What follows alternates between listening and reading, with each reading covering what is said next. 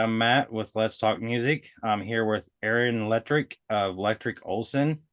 How you doing this evening, sir? I am well. I'm well. How you doing? Doing great, man. It's a pleasure to have you on. I was reading your press release, and you got as it says, a super group, man. A lineup of amazing musicians: Kenny Olson, Jamie Bones, Jason Hartless, and Kevin Chown. Town, yeah. Okay. So, I mean, these guys have played with, Sebastian Bach, Ted Nugent, Kid Rock. So all Detroiters, huh? Yeah, we're all Michigan boys of one sort, so we basically say we're from Detroit because I mean that's where we get together, that's where we play, that's where we grow. Yeah. Yeah. So in here it says that you guys have been friends for a long time, all of you, but everybody was kind of consumed with different projects.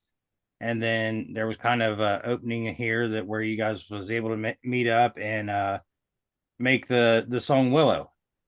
Yeah. So I mean, Kenny and I have been friends for eons. I mean, we go way back and Kevin and I go back into the late 80s, early 90s. Okay. And Kenny and I have always wanted to work together. But you know, he joined Kid Rock. He and Jimmy were the founding members of the Twisted Brown Trucker Band, and that just blew up. And then I went and lived in New York for 10 years, and then I came back to Detroit. And Kenny had left Kid Rock, and he was kind of bopping around between Nashville and LA and back to Detroit. And just one day he was here, and we worked on "Thank You" by Led Zeppelin. We did a cover version of that, Mhm. and that involved the boys as well, Kevin and Jason. And Jason's been bopping around. I'm going to stop using that term "bopping around" right now. But Jason's been a superstar since he was a kid. Yeah. And his father, we all know his father, Jason Sr., really well. And he used to play in the same circuit as us. So it's all been a bunch of intermingling. We've all known each other for years. And so Kenny's back to Michigan full time. And we decided to work on some stuff. And then uh, the Willow thing came up. So is Letrick Olson like a just a kind of get together project, or is it maybe something that might continue on down the road? Well, right now it's a project, but it definitely has a future. Kenny and I have 3 more songs in the works, and we'll certainly have all the boys play on it. Jimmy's really involved. I mean, he's such a great writer. He's such a great player. It's always great to have him involved. So, yes, it is a project with a future. As far as a touring band goes, you never know. You know what I mean? With the schedules everybody's got going on, Jimmy and Kid Rock and Jason with Ted, and Kenny's always got something going on. And Right. like you said, he's on the road right now with Sebastian Bach. Oh, So okay. yeah. So like what's your musical background, man? I mean, where did you come from before you started the Letrick Olson? Well, before that, I had a project with an amazing guitar player here in Detroit named Paul Kramer. And we put out a fantastic CD, in my own opinion. Paul Kramer is actually Jana Kramer, country star Jana Kramer's uncle. Okay. And so Paul and I go all the way back to Paul. Kevin and I played in a band together back in the 80s and 90s. That's where Kevin and I got together, Kevin Chown. And Paul was in that group. And before that, I was in a progressive rock group called House of Usher and did some solo stuff. I have a solo record that's out. So I've been doing it for a minute. I just, I haven't reached the level of the other superstars in my band, Right. or I should say. But Well, I've got a musical theater history. I've got an acting history. I spent some time on All My Children, the soap opera. So I've no, done a little bit of everything. nice. Mm-hmm. So what is it that made you just say, you say you had an acting career. Was you into music before acting, or was acting before music, or how'd that Yeah, work? I've been doing all of it at the same time forever. Even in high school, junior high school, I was a musician. I was a drummer, and I acted in plays and I sang in the choir. So it's always been an entertainment background. So they kind of coincided. And when I moved to New York, the goal was to get on Broadway, and I did some off Broadway stuff and did some theater. And it just one thing led to another. The progressive rock band was so theatrical and so artistic that I was like, I can do both. I can Right. sing and act at the same time. So I did that for a minute, and like I said, put out a solo album while I was in New York, and came back for family. I mean, my world was here in Detroit, so I got New Yorked out and came back. So, you know, it's obviously part of the song, but it's based on a woman that you lost in a car accident named. Yeah, yeah, it's a horrible story. It's the it's the song that you never want to have to write. You Right. know, I when I write stuff, it's based, partially on experience, and then you kind of romanticize it from there. That's how I write. It's Mhm. based on things that I know. And this is something that I know completely. It was she was killed by a drunk driver in a head-on car accident. And, it's the worst thing that's ever happened to me. And I found myself sitting at the piano. I tell the story that I couldn't make it make sense to me. When I got the phone call, the text that this had happened, I couldn't make it work in my brain. And I literally found myself sitting at the piano playing the same chord progression over and over again. And the song basically wrote itself. Well, first off, let me offer my condolences for your loss. I could not imagine. And to be honest with you, when I listened to the song and after I read the press release and I watched the video, it almost brought tears to my eyes. I mean, Mm. because I feel like, not everybody knows how it feels, but everybody could kind of imagine, I mean, that you're the love of your life or, your fiance, girlfriend, whatever you want to call it, that happens. And, it kind of makes you like really sit back and think, man, it could happen at any moment. I mean, Yeah, you could never imagine something like this. I mean, we've all lost, a grandparent or a parent or something along those lines. But when it's something like this that's so sudden, and she was so young and so beautiful and had so much life ahead of her, and we were only together for 6 months, and we were learning, and it was new and it was fresh, and we were trying to decide what we were going to be and where we were going, and suddenly that's all snatched away. You right, just you don't know. And when I wrote this song, I never had any intentions of really putting it out. You know what I mean? I wasn't like, okay, I'm going to write this for the Letrick Olson project and we're going to put this song out. It just happened. It right. was my therapy. It was my salvation, so to speak. And the first person I played it for was Jimmy, Mm. and he was like, I want to play on this. I hope I can do justice to it. I mean, when somebody like Jimmy Bones says that to you, you've got something. So I started to realize kind of what you just said. You can relate to it, even though it doesn't necessarily happen to you, and you certainly don't have to know Willow. So I thought, well, if this can help some people deal with their own situations, and if I can share her with the world, and all of this has been done with the blessing of her family. I presented to her parents first, and they're such wonderful people, and they're really on board with the whole thing, as far as getting the song out there and sharing her with the world. So it seems to be helping them as well. Well, that's good. And Yeah, I feel like, man, Kenny's guitar work, it just I can't even really put it into words. It's throughout the whole thing, man. It's like he's just on this little jam session as you're singing, and it worked out so well together. And I mean, I just that's what I'm saying. It was like it was almost haunting his playing. You know what I yeah. mean? And it was like it really between your lyrics and his guitar, and I'm not taking anything from any of the other guys, but those are the kind of the two things that stuck out the most in this song. It That's what I'm saying. It brings emotion to you. If you don't feel some sort of emotion without even knowing the story, then you truly don't feel music. You know what I mean? I mean, like what was that? White men can't jump. But you, You you don't hear Jimmy. right, you don't hear You don't Jim. hear Jimmy. By the way, Kenny hears Jimmy, and I tell you something, man. Let me tell you the story about the actual recording of Kenny's parts. So Kenny had not met Willow yet. He hadn't actually met her, and he heard the song, and he was like, "Yeah." He says, "Let's do this." So we were recording it at a little studio up in Traverse City, and Silvio Ciccone is the engineer on that. He also did the video, and so Kenny is sitting down and he's running through the song, and Silvio's engineering, and I'm sitting there and I'm singing cue vocals for Kenny so that he knows where he's at in the song. And Right. see, the thing with Kenny is he sings through his fingers. I mean, you can in some of the early Kid Rock stuff, you can hear him rocking out, and you can hear that delicate stuff he's playing and all that emotional stuff he's playing. It's all in there. But so as he's playing, he's getting the feel for it. He had nothing pre-planned. He doesn't do that. He gets there and he plays. We tell him what key it's in, and he starts going.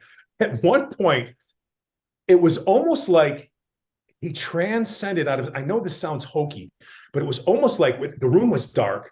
The only light was coming out of the computer where Silvio was recording, and I'm sitting here singing. And it was almost like Kenny had an out-of-body experience. And at one point, Silvio, I couldn't sing anymore because I had tears. It was so amazing. You know what I mean? This is still fairly fresh for me. We're only a few months into this. And he hit it so right. And Silvio turned around and looked at me like, "Ooh," and I was like, "Ooh," and we didn't say anything because we wanted him to keep playing. And what you hear is only a few takes. You know what I mean? That's not a bunch of overdubbing and overlapping. There's a track of this, a track of that, and a track of the leads. Right. And it's said he's so amazing of a guitar player that it just happened. And like I said, he felt the emotion, and he will say himself that he feels like he knows her now. He feels like she was there, and he kind of got the presence. And like I said, we're not trying to be weird or wacky Right. I got you. but it became a part of him, and that's what you hear. And that's why when I go back and listen to this song, I've listened to it a trillion times, and I still listen to it a couple times a day. And I love the way I sound on it, and I love the way that the emotion is coming across, and the mix is phenomenal. But just his stuff, and every time I listen to it, I hear something else that he's doing, and it makes so much sense. So God bless Kenny Olson. My God. Yeah, that's what I'm saying. I mean, the guitar work and that just it really made you feel it. And it's, I mean, I can think off the top of my head maybe a dozen songs that have that kind of quality to make you like really feel. Now, I mean, there's plenty of them out there. Like one of my favorites of all time is "Don't Stop Believing." I mean, you first hear that piano, and man, I get goosebumps. But it's a different type of feeling than what I'm trying to explain here. And Right. it's it really did, man. It hit home. Like I actually, my wife and I, we've been having some troubles lately, and I walked in and I said, I just listened to this song by this guy, and read his press release, and I was like, I know there's days that we just want to choke each other. I said, but and I read what happened, and I just couldn't imagine that. I was Mhm. like, so I was like, I'd write a song for you, babe, just joking around. She said, what? Ding dong, the witch is dead. I was like, no, but I mean, it was great, dude. And um, I mean, the video at first I was like, because it says promo, and I'm like, okay, is the music going to start? And then finally it did, and I was like, okay, so it's got a good video to it. It leads into the song, and the song, like I said, it really hits home. I mean, for people that you know that actually listen to music in the way that it should be listened to. We are one of the proudest things that we've got going right now as far as the release and Spotify and all the numbers and all the stats that have come out. The one that I am most proud of is that it has a mid 80s complete listen rate to it. Mhm. Literally 80+% of the people that listen to it listen to the entire song. Yeah. So to me, that's a big deal. That means they're engaged. That means it's touching them, and it's making them feel something, and they're waiting till the very end of the song. And to me, that's big, Yeah, it is. because the again, I can't stress enough that I never had any intention of releasing this song or turning it anything. I wrote it for me. Mhm. And then, when her mother told me, that she loved it and thought it was beautiful. And then a friend of her mother's told me that it was actually helping the family, that they listened to it continuously. And I mean, not continuously, but it was helping them. I was like, well, okay, let's see what we can do. See if we Yeah. can help them, you know? Well, and I mean, I've said it a million times, and I know a lot of people have is music is therapeutic. It's therapeutic a lot of times to the person who is composing it. It's therapeutic to a lot of listeners. I mean, there's several songs out there that by bands like Linkin Park and other bands that have really helped people through. There's some Metallica songs because I'm an '80s kid, so Mhm. well late '70s, but there's some Metallica songs that have helped me through that I just for certain reasons, but it's therapeutic for I think everybody involved, and that's what's great about it. And if it's helping you and it's helping her family and it's helping you know anybody else that might be struck by some type of tragedy, or even just touches somebody like myself, that's mission accomplished. Mhm. Well, our dear friend Dan Colucci, who really has been instrumental in putting all of this together as far as the release and getting us connected with Theo and Digital Detroit and the whole thing. I mean, I played it for him because he's such a music guy, Mhm. and it moved him and made his buddy cry. And again, that's just he said we have to do something with this. So I'm grateful to the people that heard it early on and that have gotten us to this point. And you know, I want to come back. I want to circle back around and just say that as much as Kenny was, took the song to the next level, what the other guys did with Jimmy and the piano and Jason in that groove and Kevin in the bass. And I mean, it really, you take any one of those parts out, it's definitely not the same song. Right.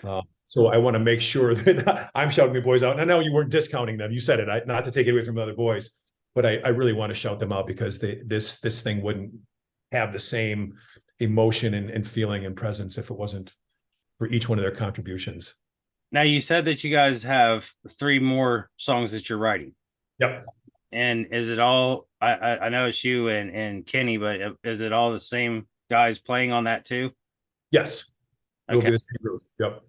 Yeah. And So that's what we don't call it a band. I have to call it a project because we're not ready to tour and we're not, spending time rehearsing and stuff together. Again, it's because everybody's got their own thing going on. We're all great friends and we're all ready to play in a minute. We're actually looking to pick up some festivals and different, some one-offs here and there. Mhm. Because we've got everybody's tour schedules now. So we're trying to plan some one-off shows and play some of the bigger festivals and, get some things going. But everybody will be involved in the next three. And it's going to be a little more rock, because we are all rock and rollers. Right. So this is going to be the unfortunate, sad song. And you know what though? I write ballads. It's what I do. I Mhm. write ballads. So that's why I got Kenny in here kicking me around a little bit. You know what I mean? Let's not write any ballads. The same thing. Dance is the same thing. Can we have some rock songs, please? So Now, you're kick-ass Detroit rock coming. um, with that being said, it's like what how do you feel like the next single is going to compare to this first one? Because I mean, a lot of times I've seen it where somebody releases this amazing single and then it's hard for them to follow up, or an amazing album and it's hard to follow up to it. But um, I feel like you know this goes back to like the '80s, '90s, because there was a lot of bands that were straight rock and roll and then they wrote a ballad, and their ballad was phenomenal, but people were like, okay, you know let's just think of one. I'll Molly, go. yeah, No, Molly, sure. Yeah. yeah, just did a ballad. Okay, but and or Van Halen or whatever, it just, yeah, yeah, good old Home Sweet Home. Love that one. Listen, this is my biggest example to that, and I agree with you. Tesla. Oh, Tesla. love Tesla. Listen, one of my all-time favorite '80s rock and roll band. But you ask people, what's Tesla's biggest song? Well, it's Love Song. You know, See, I used it's to, not my I'm not saying it's my favorite, but it's their biggest, right. See, right? Yeah, you're right. I had to think about that for a sec because I mean, Song and Emotion's a great one. You know, freaking just I love Tesla. I'm supposed to have a interview with Frank Hannon here in the near future. Really excited about that. I've idolized them guys since they came out. Skid Row was another favorite of mine. Poison. I mean, so yeah, it just. But I mean, do you feel like knowing what this song has done and the retention that you just talked about of like an 80% retention, people were actually listening to the whole thing? Do you think that these next three singles will be able to top that or at least compare with it? Well, I don't write with that in mind, and I don't think the other guys do either. But what I do know is that when these guys play together, like if you come to see us play live, Mm-hmm. it's an event. It's a thing. Like, when we do covers, suddenly the covers become our own. And it starts off as like we do a version of Hey Joe. Okay. And it just starts off with Jason and he's got the groove going, and then the bass comes in and Jimmy plays some stuff. And then Kenny comes in and he just starts doing that thing. And it just turns into a whole thing. So I don't I don't see how the music's not going to be good. I don't see how people are not going to be engaged, but I don't see any way to compare it to Willow. There's going to be no way. There's going to be no way. It's just not going to have the story. It's not going to have the emotion.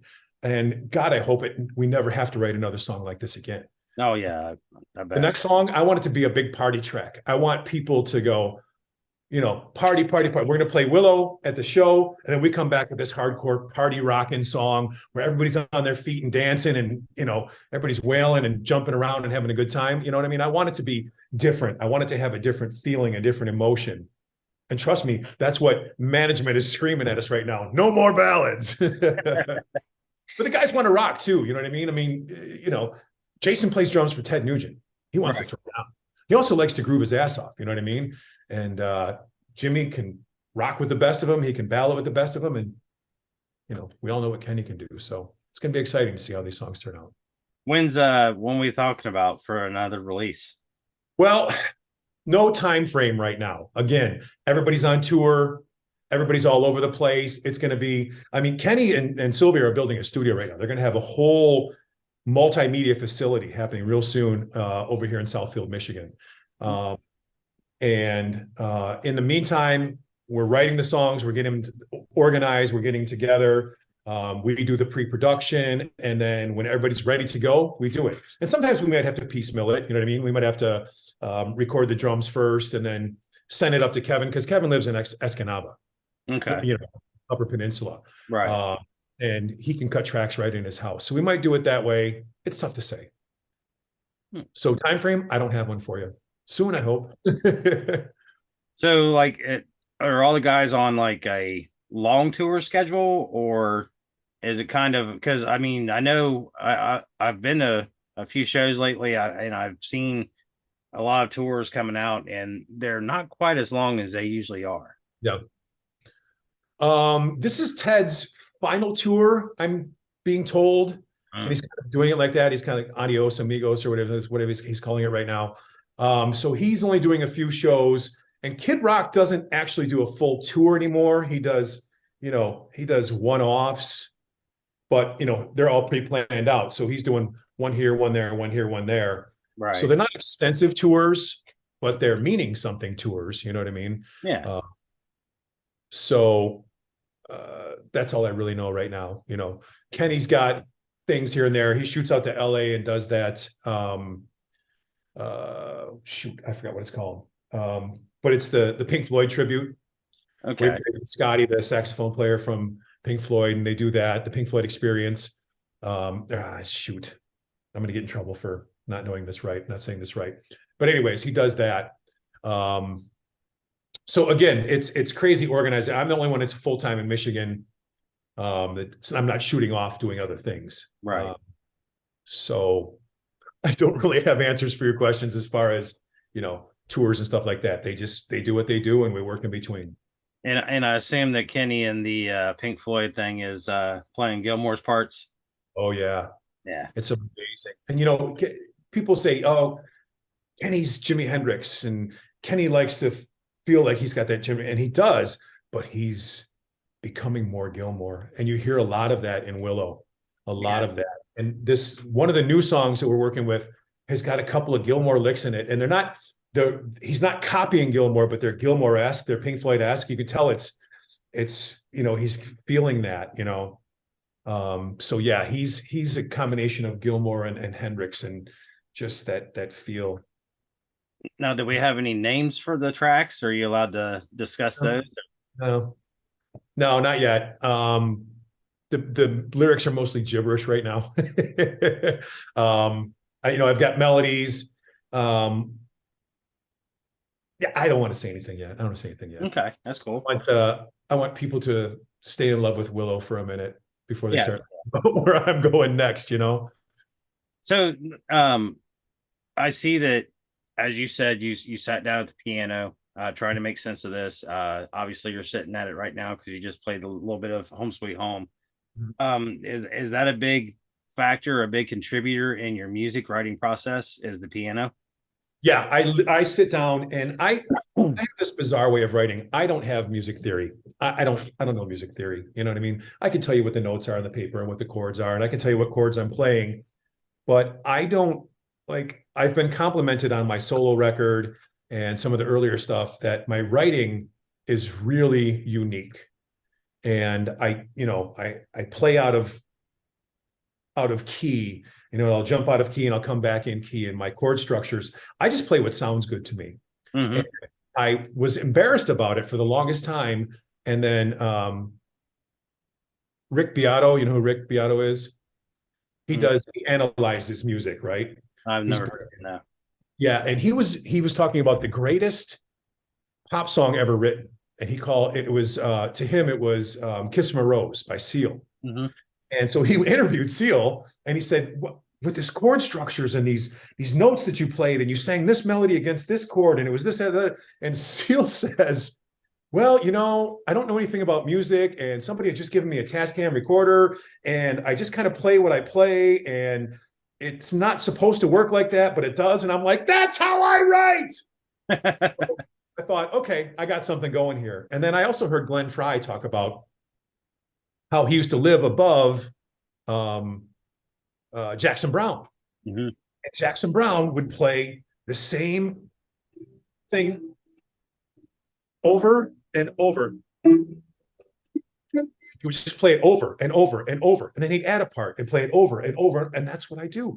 So I'm like, okay, if my process is good enough for Jackson Brown and Seal, it's good enough for me. Right. That's just what I do. I just sit here and I wait till I hear the next chord or where the melody's going to take me. And I don't know if it's proper. I don't know if it's good technique. I don't care. Jimmy fixes it for me. No, I was just curious because, like, I know that I was a huge fan of VH1 Behind the Music. Mm. And I remember hearing, with Eddie Van Halen, that most of his music before he ever picked up the guitar was played at the piano. Mm. And that's just how he wrote. And that's why when we were talking about you sitting down to do Willow, and you're sitting there at the piano now, I just kind of wanted to know what your process is with writing. Yeah. I sit down and I'll play a chord, and I try to find something that's unique and different. And so, because anybody can go, hey, and they go D, you go G. Anybody can do that. Right. I try to find unique variations and inversions and weirdness and just things that aren't normal, but sound good to me. I'm very abnormal myself, sir. So yeah, and that's where my writing comes from. That's just how I do it. And I refuse to learn theory because I'm afraid it'll screw me up and I'll never be able to write a song again. Yeah, and I mean, if it works for you, it works for you. And obviously, I mean, just judging by the song that just came out, I mean, it again, it's a phenomenal, just sucks you in, almost tear jerker, depending on who you are, type of song. And I don't think that possibly it could be done any better. than what you guys did. I mean, it was just phenomenally written. It was phenomenally put together. Again, Kenny's guitar work, man. I mean, and that's one of the things that really caught my attention right off the bat.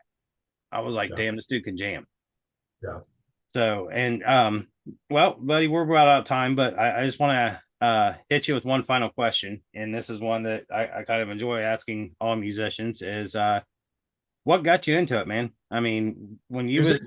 yeah, when you was a young feller, and you did you hear something, or did you just pick up a guitar and say, hey, I want to do it? How did you get into it? So my mother was extremely into music, and she sings like Barbra Streisand. Nice. So that was constantly Streisand, Sinatra, Mathis, all that 80s or early 70s yacht rock, all that, America, Seals and Croft. And the clincher for me was, I tell this story. I was visiting my grandfather in California, and he's a musician, and he was listening to Barbra Streisand's version of Memory from Cats. Mm-hmm. She hits that low, I think it's a G, moving sidewalks. She hits that note, that G, and it brought a tear to my grandfather's eye. And I remember sitting there going, "Oh my God, I have to be involved in something that can draw that kind of emotion out of people." Right. And a few years later, so I knew I wanted to be involved in music, and I started being a drummer and singing. And a few years later, my grandmother took me to see the Phantom in New York. Mm-hmm. And Christine hits that really high A or C. I don't even know what the note is. It's in Think of Me, and it brought a tear to my eye, and I knew I was there. Oh yeah, that's awesome, man. Yeah, I just I think it's cool to hear that. I mean, asking people their influences is really cliche, and I mean, you can really pick up again if you're a big music fan and you listen to music, you hear music. You can pick up who their influences are, but I like to know where people got started. I've actually heard some really interesting stories. Again, like the one you just told. I mean, a lot of them are people that grew up in a music household or whatever, but there's some that the guy's like, well, I went to a concert with a friend, or it just it's really cool to hear what got you guys into it, and it's such an amazing talent that you all possess. It's I've tried it, wasn't very good at it. My I guess my skill was always remembering things about bands, about the band members. Like, people would call me and like, hey man, I just got a quick question for you. Who sings this song? And oh yeah, yeah, this person, and it's like I got a dictionary or a catalog in my head. But yeah, Letrick Letrick Olson is I think the start to a beautiful musicianship, man. You guys, I'm really excited to hear what you come up with next.